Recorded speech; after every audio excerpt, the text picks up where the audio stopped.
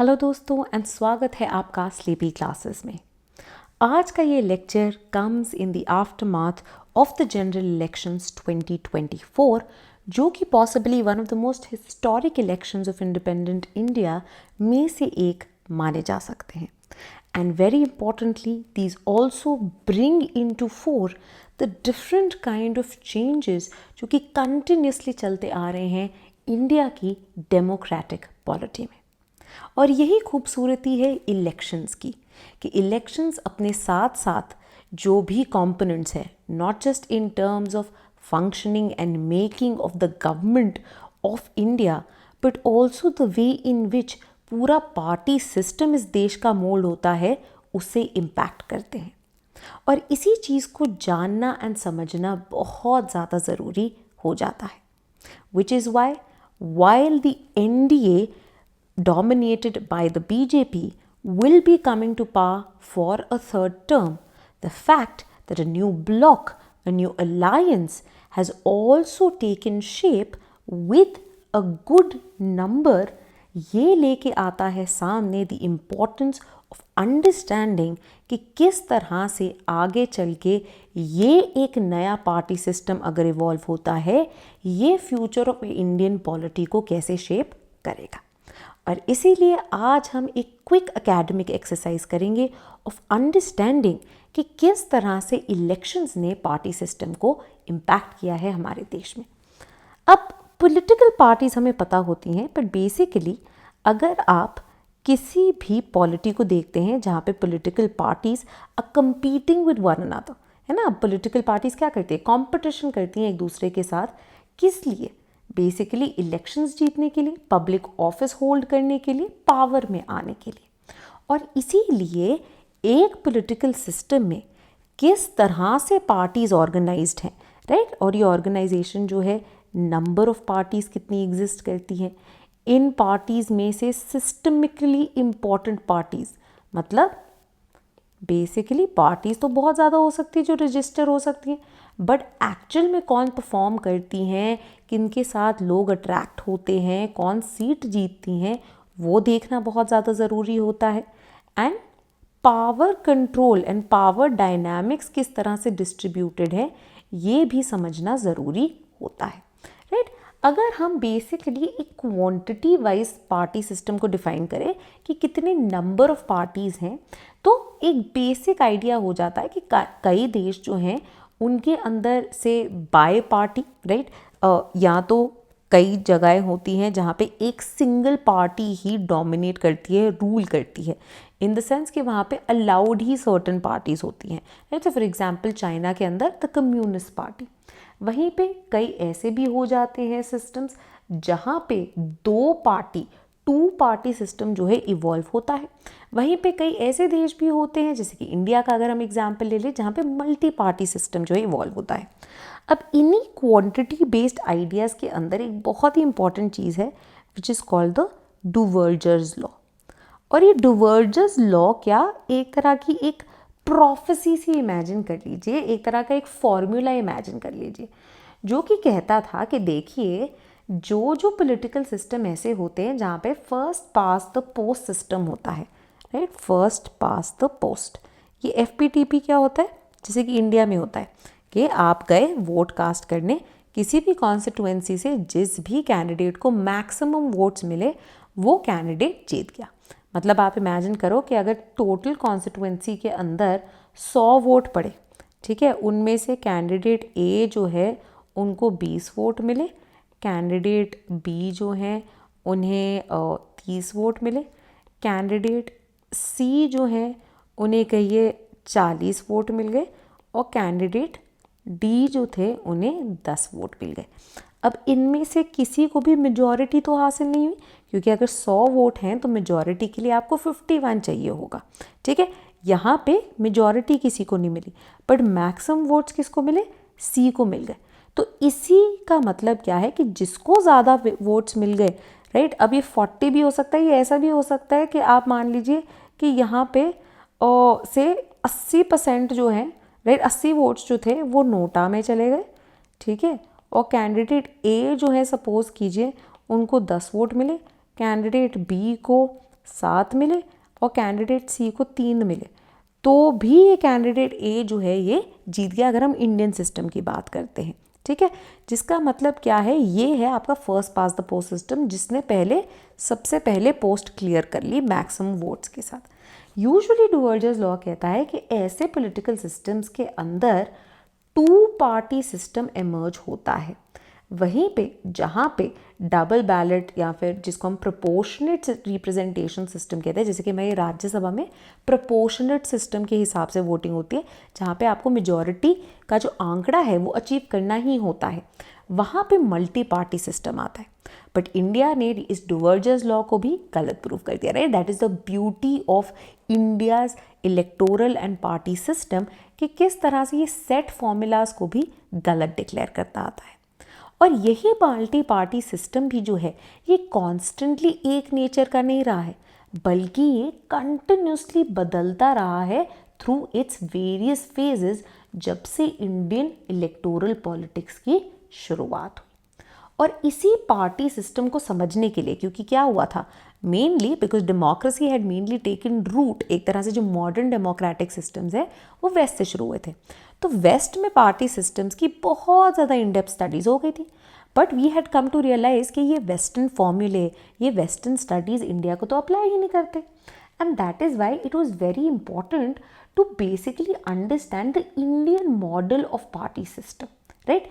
क्या certain structural ideas है जो कि हम अंडरस्टैंड कर सकते हैं, क्या सर्टन पेक्यूलैरिटीज़ है जो कि इंडिया के अंदर एग्जिस्ट करती हैं। और इसी को जानने के लिए अगेन एक बहुत ही इम्पॉर्टेंट एकेडमिशियन थे, पॉलिटिकल साइंटिस्ट थे by the name of Rajni Kothari, right. Now very importantly, ज़रूरी नहीं है आपका ऑप्शनल हो, ये चीज़ें आपकी GS2 के लिए भी बहुत ज़्यादा ज़रूरी होती हैं, एंड इन जनरल भी कई बार ऐसी चीज़ें, क्योंकि ये NCERT में भी दी गई हैं, कॉन्सेप्चुअल क्वेश्चंस प्रीलिम्स में भी आ सकते हैं। ठीक है, तो रजनी कोठारी जी ने अपनी एक स्टडी की जिसके बेसिस पे एक book I called politics in India, and यहाँ पे हम बात करते हैं, उन्होंने जो है डिवाइड किया सर्टन फेजेस के अंदर जो हमारी पार्टी सिस्टम था। एंड वेरी इंपॉर्टेंटली ये पार्टी सिस्टम जो है, हमने समझना है कि ये पार्टी सिस्टम किन किन चीज़ों से निकल के आ रहा था, क्या क्या फैक्टर्स थे जिनके बेसिस पे ये पार्टी सिस्टम जो है ट्रांसफॉर्म हो रहा था। एंड वेरी इंपॉर्टेंटली यहाँ पे हम 3 फैक्टर्स जो हैं उनको देख सकते हैं। 3 फैक्टर्स कौन से होंगे?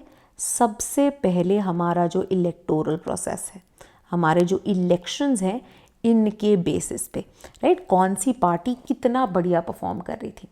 नेक्स्ट वेरी इंपॉर्टेंटली, जिसको हम ऑफन अंडर प्ले कर देते हैं, बट जिसका एक बहुत ज़रूरी इम्पैक्ट इस बार के इलेक्शंस में भी निकल के आ रहा है, विच इज़ फेडरलिज्म। एंड जो रीजनल पॉलिटिकल पार्टीज़ है, इनका जो इम्पैक्ट है, the kind of support that they enjoy, often relate करता है इसी फेडरलिज्म के इश्यूज से।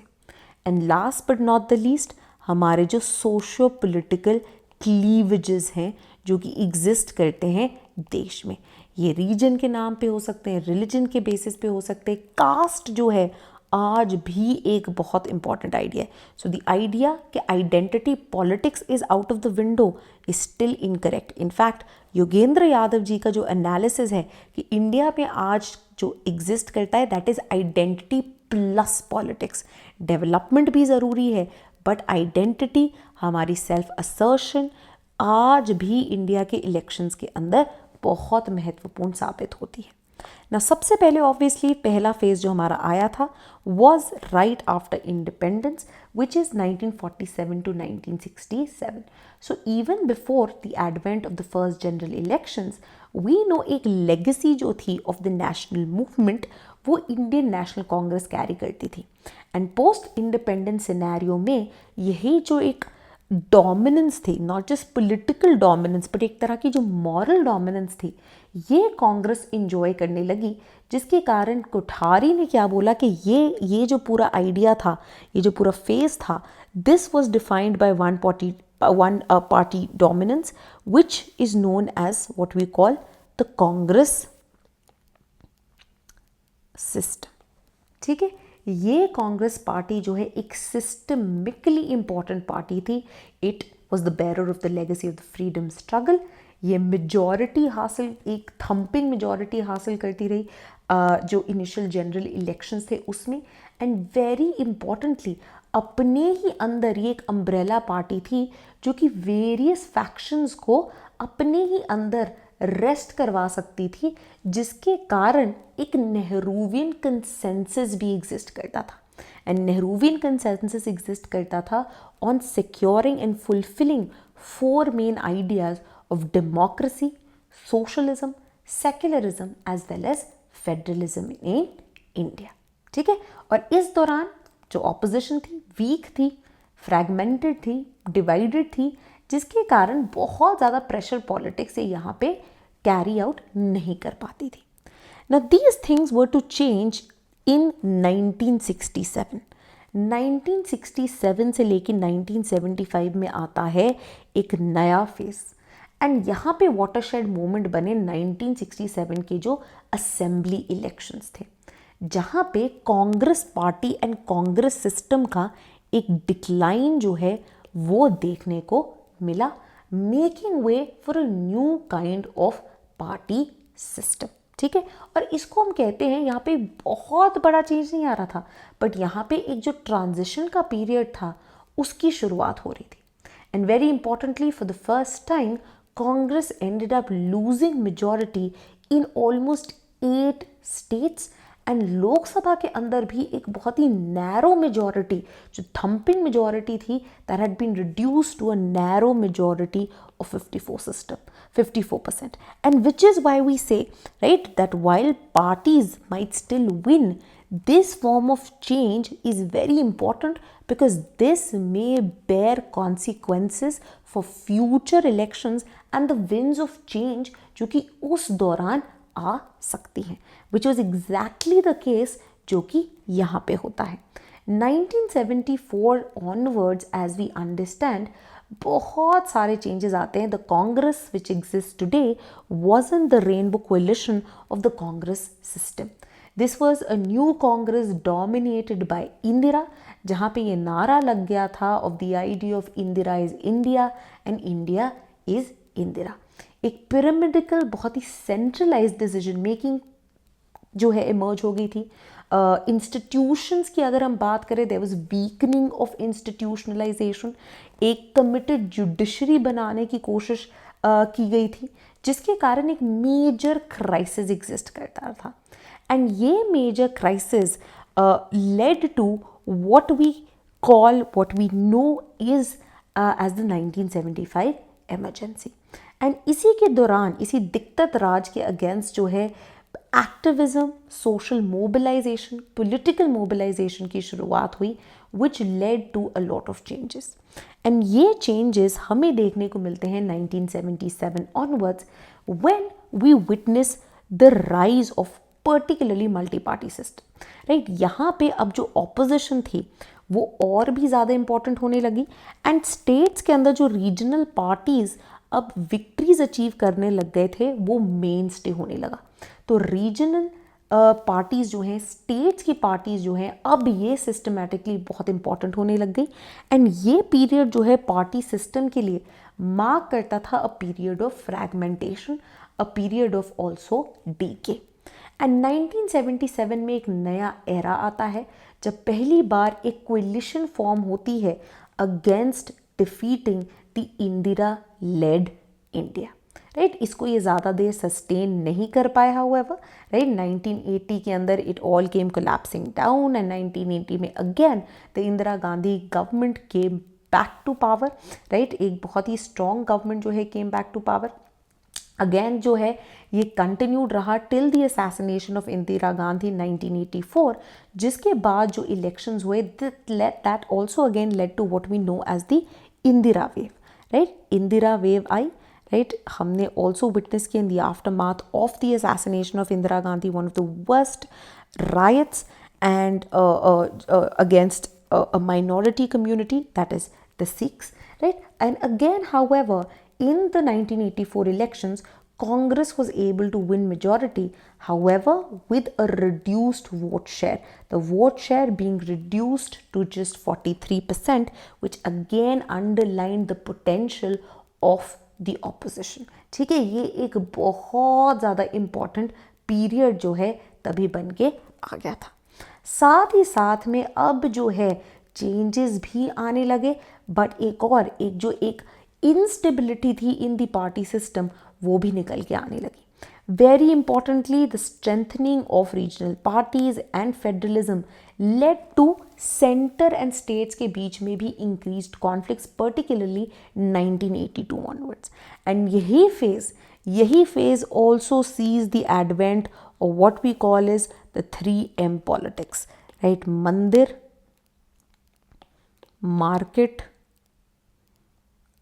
और मंडल, राइट? जो कि कॉन्क्रेटाइज होगा आगे के फेजेस में भी. साथ ही में वेरी इंपॉर्टेंटली इसी दौरान हम विटनेस करते हैं what we also came to see as democratic upsurges, right? Democratic upsurges जो है ये निकल के आने लग गए थे. पहला democratic upsurge with expansion already इस फेज में आ गया था, राइट? अगेन 1975 ऑनवर्ड्स और ज़्यादा इसके अंदर जो है राइज देखी गई. With the coming in 1989 onwards जो rise of coalition era politics आता है वो इसी 3Ms के साथ आता है.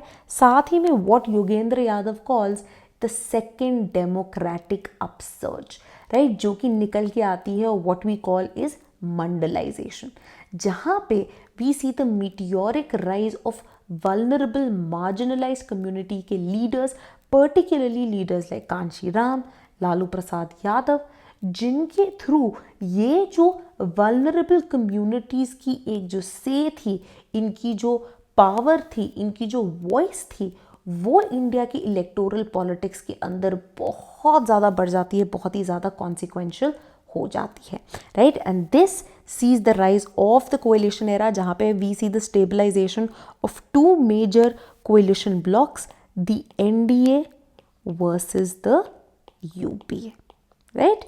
ये जो है निकल के आ जाता है. एंड इसे हम बुलाते थे एक तरह का एक थर्ड पार्टी सिस्टम, जहाँ पे एक सेंट्रल पोल जो होता था, राइट? जो कि पहले इन फेजेस में एग्जिस्ट करता था in the form of the Congress party. This central pole disappears, right? बहुत ही हाईली फेडरलाइज्ड एक तरह का सिस्टम निकल आता है. सोशल कॉम्पोजिशन जो है रिप्रेजेंटेटिव क्लासेस की in terms of rise in the share of OBC, Dalit legislators, ये प्रिडोमिनेंटली देखा जाता है.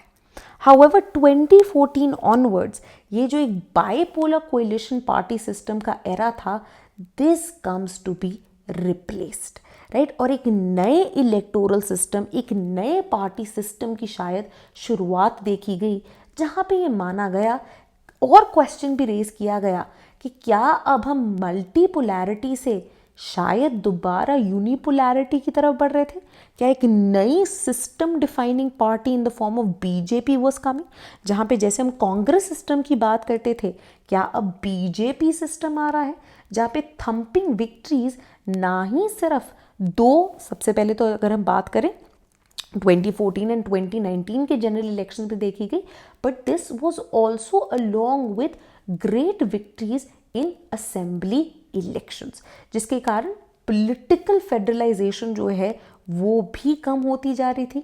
जो पॉलिटिकल कंपटीशन था वो वीक होता जा रहा था, where in the opposition was reduced to one of its lowest numbers, right? इतना लो नंबर जो है कभी देखा नहीं गया था, right? And presidentialization of parliamentary elections देखे गए, जहाँ पे अब पार्टी से भी ज़्यादा, इंस्टीट्यूशन से भी ज़्यादा इम्पॉर्टेंट एक इंडिविजुअल हो गया था, right? तो जहाँ पे मोदी है तो मुमकिन है. सो द आइडिया कि एक इंसान के नाम पे चाहे स्टेट्स के अंदर वोट मांगे जा रहे हो, जनरल इलेक्शंस में वोट मांगे जा रहे हो, एक ही इंडिविजुअल के नाम पे मांगे जा रहे थे, leading to what we call as the presidentialisation of parliamentary elections of India.